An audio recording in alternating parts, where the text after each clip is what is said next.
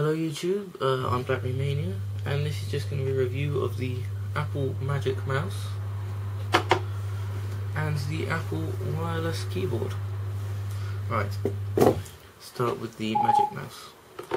The Magic Mouse is fully touch all the way through, although I find once you get past the Apple logo it stops being touch.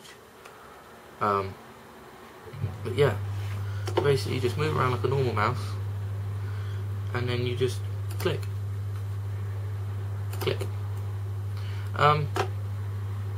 To right click you go to this area here of the mouse, touch and click.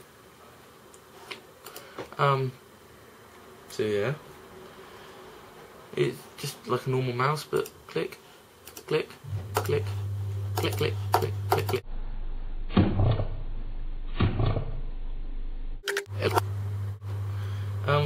Underneath is just normal mouse, on and off. Battery compartment, I believe. Apple logo. Nice little Apple logo there as well. It's quite comfortable, quite natural. It's very natural to go like that to scroll, I have to say. And like that to go back on web pages and forward and stuff. Really good. So yeah, let's see Magic Mouse. Now this is astonishing. Power button and battery cover compartment thingy.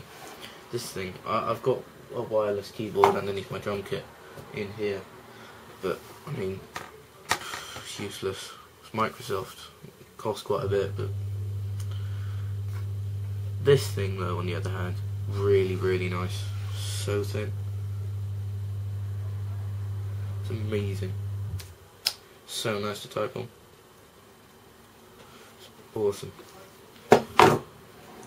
And it just sort of goes well with the Magic Mouse. And it goes really well with the iMac.